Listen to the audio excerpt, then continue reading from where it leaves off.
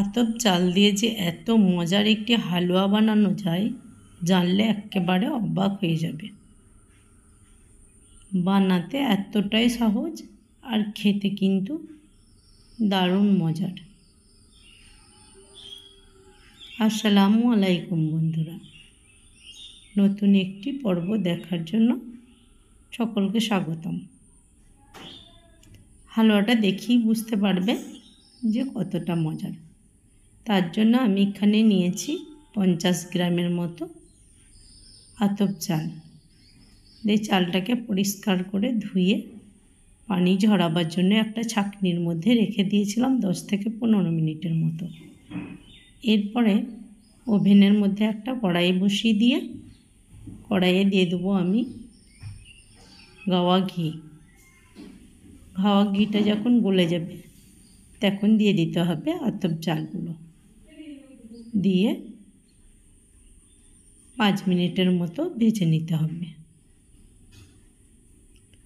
ভাজতে ভাজতে যখন দেখবে চালের কালারটা একটু হালকা চেঞ্জ হয়েছে তখন দিয়ে দিতে হবে কাজু বাদাম আর কাঠবাদাম, দিয়ে নেড়ে চেড়ে ভাজতে হবে।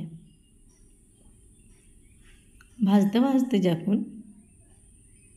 আধ ফোটা হয়ে যাবে চালগুলো, তখন নামিয়ে নিয়ে ঠান্ডা করে নিতে হবে। আর এই আতপ চালের সন্দেশটা খেতে এত মজার হয়, না বানিয়ে দেখলে বুঝতেই পারবে না যে আতপ চাল দিয়ে এত মজার একটি রেসিপি বানানো যায়।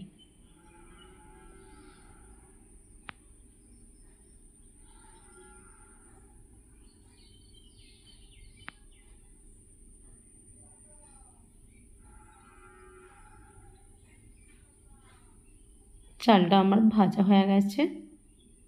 এরপর আমি একটা প্লেটের মধ্যে ঢেলে ঠান্ডা করে নেব। একেবারে পুরোপুরি ঠান্ডা করে নিতে হবে। দিয়ে একটা মিক্সিং জারের মধ্যে নিয়ে গুঁড়ো করে নিতে হবে।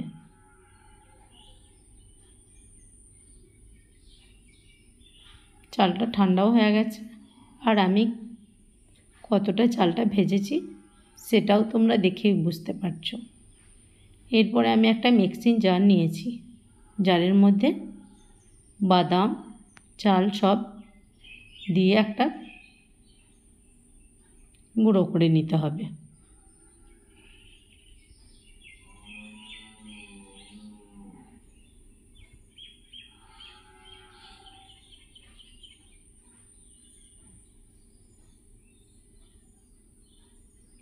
আর এই সন্দেশটা যদি একবার খাও তোমরা, দেখবে খেয়ে একেবারে অবাক হয়ে যাবে, এতটা মজার হয়।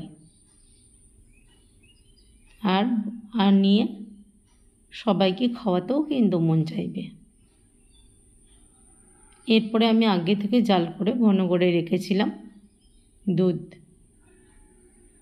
এরপরে ওভেনের মধ্যে একটা কড়াই বসিয়ে দিয়ে দুধটা কড়াইয়ের মধ্যে দিয়ে দিলাম। দিয়ে দিচ্ছি আমি 1 চিমটি গরম মশলার গুঁড়ো আর 1 বাটির মতো চিনি।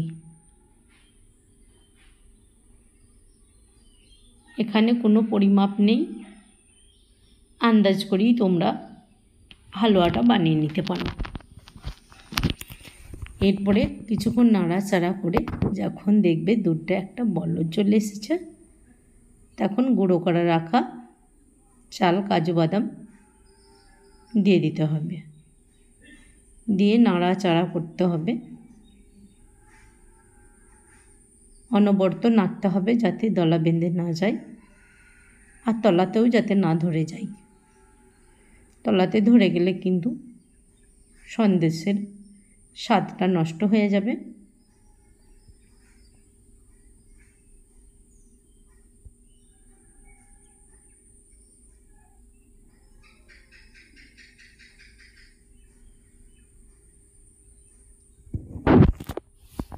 দশ থেকে 15 মিনিটের মতো নাড়াচাড়া করে নিয়ে ওপর থেকে ছড়িয়ে দিতে হবে আরও 1 চামচের মতো গাওয়া ঘি।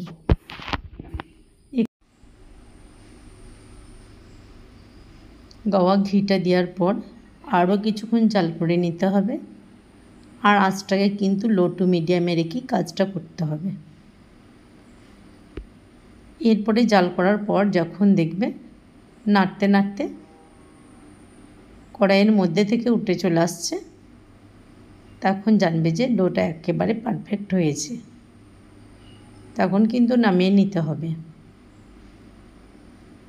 এরপরে হালুয়াটা যার মধ্যে সেট করব সেটাকে রেডি করে নিতে হবে। তোমরা যে কোনো একটা বক্স বা প্লেটের মধ্যেও রেডি করে নিতে পারো। আমি একটু হাত দিয়ে দেখিয়ে দিচ্ছি যে হালুয়াটা কেমনভাবে নামাতে হবে। ঠিক ওইভাবে দলা বেঁধে গেলেই নামিয়ে নিতে হবে। এরপরে আমি এখানে একটা আইসক্রিমের বক্স নিয়েছি। বক্সের তলায় দিয়ে দিলাম আমি একটা কাগজটা একটু ঘি ব্রাশ করে নেব।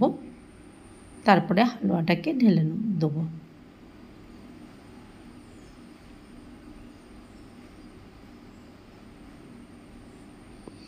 হালুয়াটা ঢালার পর কিন্তু একটু চেপে চেপে সেটটা করতে হবে, তাহলে খুব সুন্দর হালুয়াটা কাটার সময় শেপটা আসবে।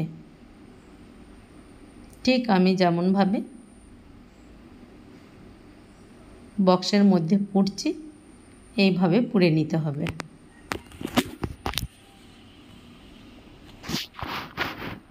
দিয়ে আরও একটু ঘি ওপর থেকে ছড়িয়ে দিয়ে সমানভাবে রেখে দিতে হবে ঠান্ডা হওয়ার জন্য আধ ঘন্টার মতো। এটা ফ্রিজে ভরার এখন কোনোই দরকার নেই, বাইরে রেখে ঠান্ডা করে নিলেই হবে। এরপরে ঠান্ডা হয়ে গেছে আর হালুয়াটা কতটা সুন্দর হয়েছে সেটাও তোমাদেরকে আমি সুন্দর করে ঢেলে দেখিয়ে দিচ্ছি। এরপরে আমি পিস পিস করে হালুয়াটাকে কেটে নেব, দিয়ে তোমাদেরকে পরিবেশন করে দেখাবো যে কতটা লোভনীয় হয়েছে। দেখো, এই হালুয়া খেতে যেমন মজার হয় তেমনি বানাতেও খুবই সহজ, আর বাড়ির কিছু উপকরণ দিয়েই বানিয়ে নেওয়া যায় খুব সহজে। তাই বন্ধুরা, নতুন নতুন ভিডিও পেতে আমার চ্যানেলটি লাইক সাবস্ক্রাইব করে দিও। তোমরাও পাশে থেকো, আমাকে এগিয়ে নিয়ে যেতে সাহায্য করো। খুব শিগগিরই দেখা হবে পরের একটি রেসিপি নিয়ে। আর আমার এই রেসিপিটা তোমাদের কাছে কেমন লেগেছে আমাকে একটা কমেন্টে জানিও, তাহলে আমার ভিডিও করার আগ্রহটাই বেড়ে যাবে। তোমরাও ভালো থেকো, সুস্থ থেকো, সাবধানে থেকো, আর সবারই খেয়াল রেখো।